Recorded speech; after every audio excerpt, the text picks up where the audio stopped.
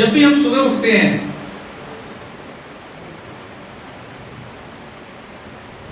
तो सबसे पहले हमें अपने गुरुदेव को प्रणाम करना चाहिए कि हे गुरुदेव, आप ही की कृपा से मेरा ये जीवन सुधर जाएगा। ये विश्वास के साथ हमें उन्हें प्रणाम करना चाहिए। दूसरा प्रणाम परमपिता परमेश्वर को करना चाहिए। हे परमपिता परमेश्वर, आपकी एक विशेष कृपा है जो आपने हमें ये मानव देकर भेजा।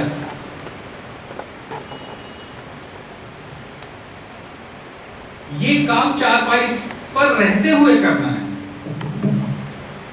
जब आप चारपाई से पैर रखो तो धरती माता को प्रणाम करके रखो। ये नियम बांध लो, ये नियम बांध लो।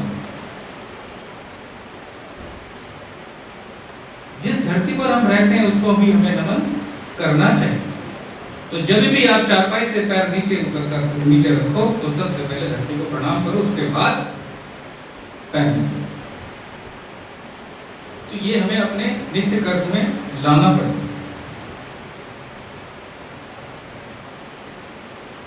बात बहुत भावों की चल रही थी तो मुझे बैठे बैठे एक बात याद आ गई।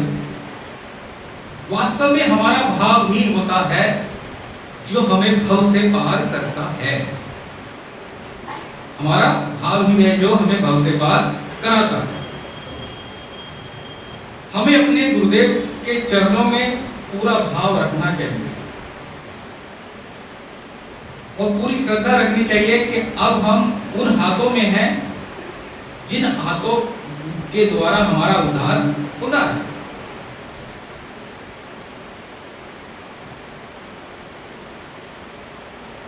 दो व्यक्ति थे,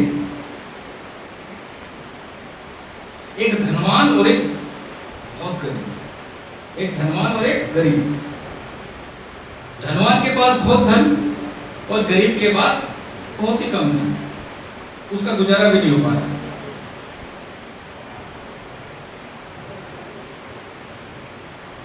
तो एक दिन गरीब व्यक्ति ने पूछा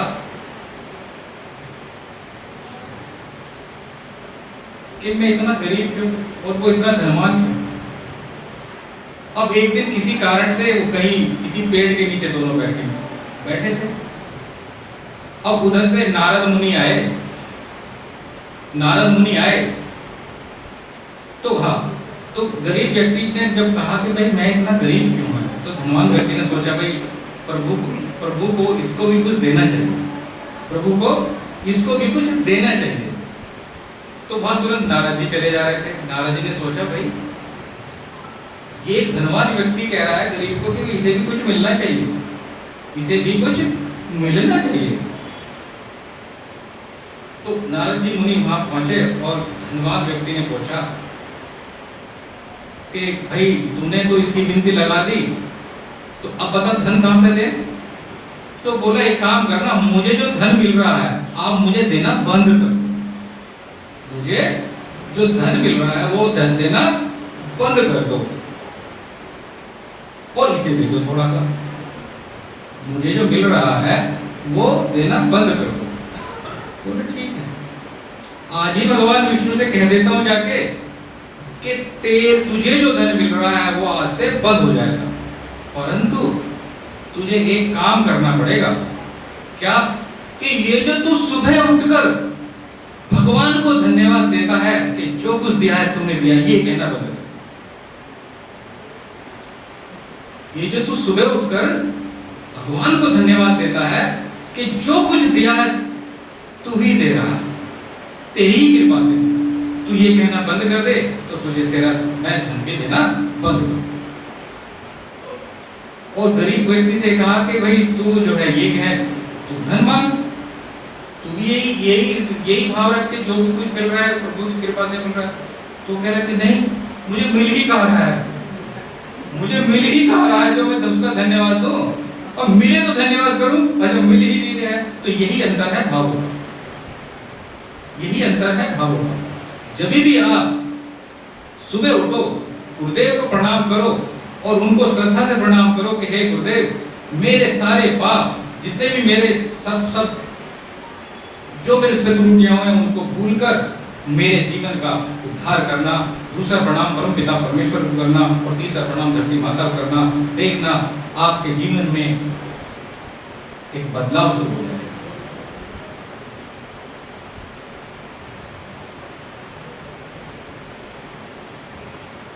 आज गुरु महिमा का दिन है।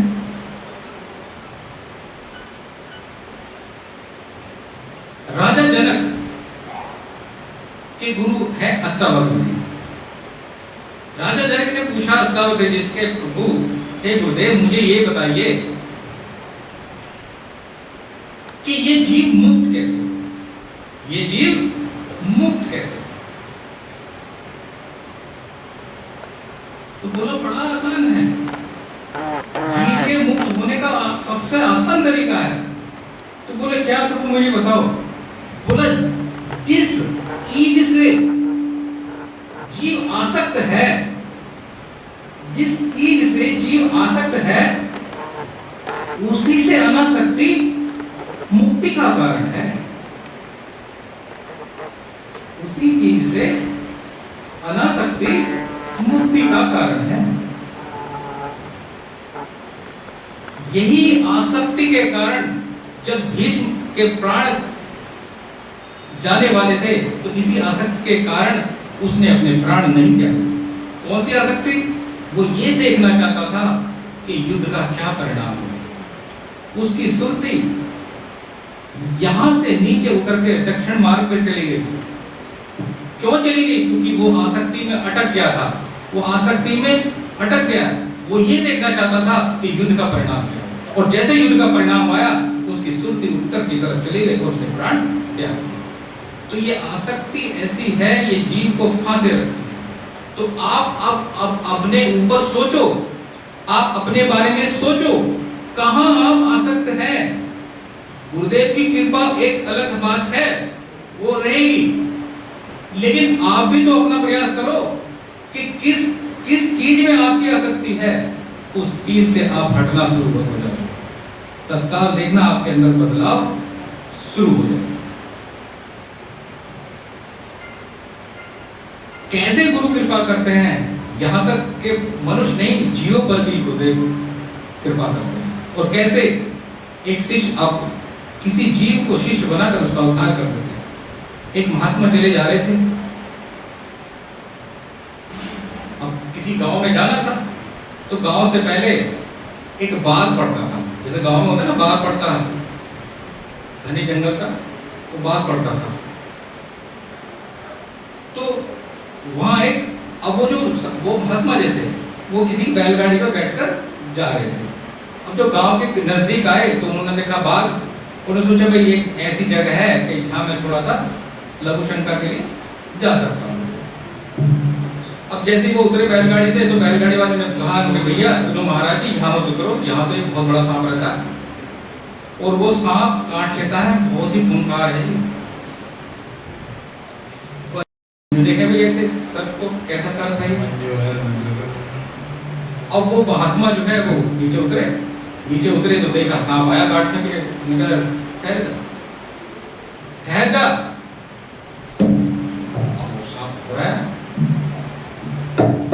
बोला तेरी इसी वृत्ति के कारण तो तू सर्प है कि दूसरों को तू काटता फिरता है। जिस दिन तूने काटना बंद कर दिया, उस दिन तेरा कल्याण हो जाएगा। उस दिन तेरी सर्प योनि से उठकर तू मनुष्य योनि पर आ जाएगा। इसलिए तू ये काटना बंद कर दे।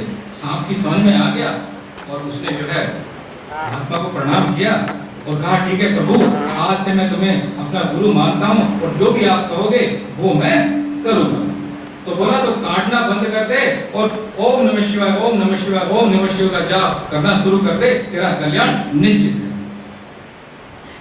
अब वहां होता क्या था, सब बच्चे डरते थे। अब पता चला कि भाई महात्मा ने उस सर्प को समझा दिया है, अब वो काटना पीटना उसने बंद कर दिया है। अब वो तो ओम नमः शिवाय का जाप करता है और एक ही जगह बैठा रहता है। तो बच्चे जो शरारती होते थे, बच्चे वहां पहुंचे, देखा भाई टेस्टिंग तो करके आए, क्या सच में काटता है नहीं काटता है। महात्मा जी की बात सुनिए नहीं सुनिए। अब बच्चों ने धीरे धीरे उस पर जो है छेड़ना शुरू किया, तो उसने कुछ बोला ही नहीं, वो तो साथ पड़ा रहा। तो बच्चों को विश्वास आया कि भाई अब ये नहीं काटेगा। तो बच्चों ने क्या काम किया, एक बच्चे ने घुमाया, इधर फेंक दिया, दूसरे ने घुमाया, इधर फेंक दिया। खैर फेंकते फेंकते उसकी ऐसी फुटबॉल बना दी कि वो मरणासन स्थिति में आया। अब मरणासन स्थिति में आया, अब वो मन में वही ओम नमः शिवाय, ओम नमः शिवाय, ओम नमः शिवाय। अब ये इसी तरह से 3-4 दिन जो है घूमते, तो उसकी हालत ऐसी खराब, मरणासन स्थिति में पहुंच गया। तो महात्मा जब 3-4 दिन बाद लौटे उधर से, तो बोला भाई अपने शिष्य से मिलता चलूं, अब तो काफी तरक्की कर ली होगी इसने, कोई मंत्र देने आया था, काफी तरक्की कर ली होगी। और उसने देखा भाई चेले कहाँ हैं, बोले महाराज इधर ही हूँ। बोला कहाँ, दिखाई तो नहीं दे रहा। बोला दिखाई क्या दूं, मेरे से तो ना उठाई जा रहा, ना हिला जा रहा, आवाज भी नहीं निकल रही। कैसे भाई, ये तेरा हाल किसने कर दिया? मैं तो तुझे ऐसा नाम दिया था, ऐसा सत्संग दिया था, ऐसा तेरा हाल किसने किया? बोला सत्संग ही मिला था इसीलिए तो ये हाल हुआ है, सत्संग ले गई तो ये हाल हुआ है। पहले ही अच्छा था, बिना सत्संग के कोई आदमी पास ही नहीं आया था, सब दूर डर के भागते थे। जब से ये सत्संग आपका लिया है तब से ही जो है मेरी हालत ऐसी हुई कि बोले भैया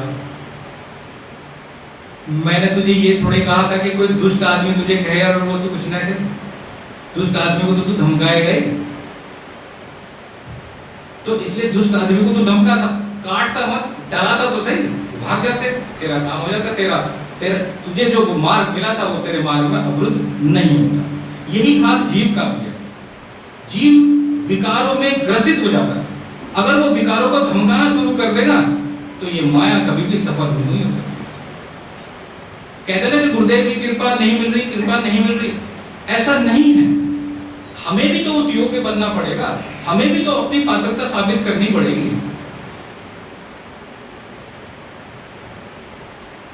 क्या गुरुजी का प्रवचन किसी एक व्यक्ति विशेष के लिए है? नहीं, सबके लिए समान है।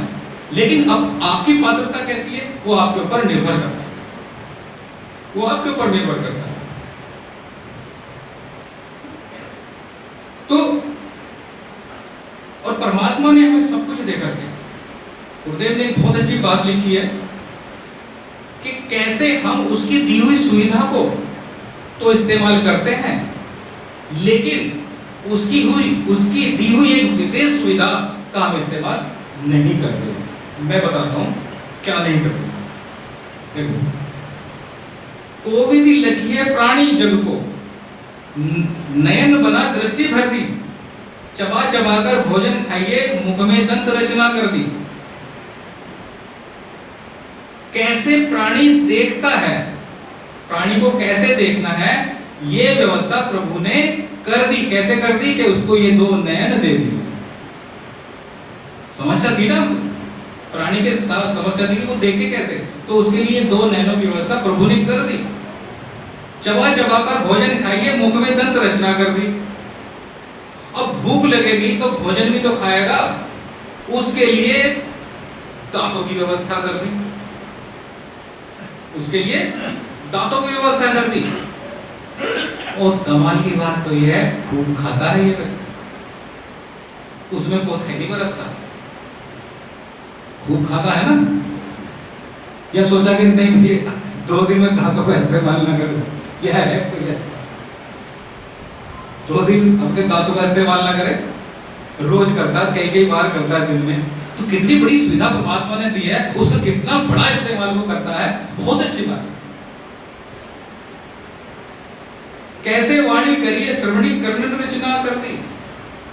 अब कुछ अच्छा भजन, अच्छी बात सुनने के लिए व्यवस्था कर दी, सुविधा दे दी कि 2 कान भी दे दिए, कोई कुछ अच्छा सुन लेगा ये, और सुनता भी है, अच्छे अच्छे गाने भजन सब कुछ सुनता है, राग भैरवी सब सुनता है वो, और कोई कोताही नहीं बरता, सुनता है। सभी सुविधा भर दी प्राणी को, अपने मिलन की राह भर दी। सारी सुविधा का इस्तेमाल बेहिसाब कर रहा है, कोई हिसाब नहीं। लेकिन एक व्यवस्था और करी है प्रभु ने कि अपने मिलने की राह, अपने मिलने का रास्ता भी तेरे अंदर दे दिया है, तो उसकी सुविधा का इस्तेमाल नहीं कर। ये समस्या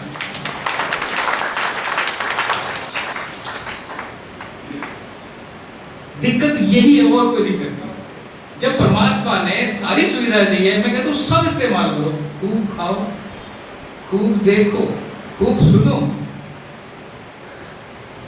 खूब ध्यान भी तो करो। वो ध्यान की व्यवस्था भी तो प्रभु ने आप ही के अंदर की है, तो उसका भी खूब इस्तेमाल करो, खूब इस्तेमाल करो, खूब ध्यान में बैठो, दिन में बैठो, रात में बैठो, खूब ध्यान में बैठो। जितना ध्यान में आप बैठोगे उतनी ही चांदनी आपके अंदर प्रकाश देती रहेगी, और जब चांदनी आपके अंदर प्रकाश देती है तो उसी प्रकाश में परमात्मा का दीदार होता है, उसी चांदनी के प्रकाश में गुरुदेव का दीदार होता है। इसलिए खाने के साथ साथ, देखने के साथ साथ प्रभु का ध्यान भी हमें ज़्यादा से ज़्यादा करना है। तो आज ऐसा पर्व है, गुरु महिमा का पर्व है, इसमें हम एक बैठे बैठे मन में ये विनती करनी है कि हे गुरुदेव, जो रेगुलर आते हैं वो आते हैं, जो कभी कभी आते हैं वो कभी कभी ठीक है, लेकिन आज का दिन ऐसा है कि अगर कुछ भी घर पर काम हो, कुछ भी ज़्यादा काम हो, तो उसको अपना व्यवस्थित पहले ही कर लें। लेकिन ये दिन चाहे कोई कहीं भी बैठा हो, ये दिन गुरु के चरणों में, गुरु दरबार में आना अति आवश्यक है। इसलिए गुरु पूर्णिमा का पर्व पावन पर्व है, और हमें पूरी श्रद्धा से गुरुदेव के चरणों में श्रद्धा रखते हुए हमें ये मनाना चाहिए, उनकी महिमा का गुणगान करना चाहिए, और एक नया संकल्प अपने मन में लेकर आप आज जाइए कि हे गुरुदेव, जो भी हमसे आज तक त्रुटि हुई है उनको क्षमा करो, और हम एक नए संकल्प के साथ जब अगली गुरु पूर्णिमा होगी तो हम एक नए विचार के साथ, एक नए विश्वास के साथ, एक नई श्रद्धा के साथ और एक नए ज्यादा से ज्यादा ध्यान के साथ हम आपके सानिध्य में आएंगे। यही हम आपके चरणों में प्रार्थना करते हैं।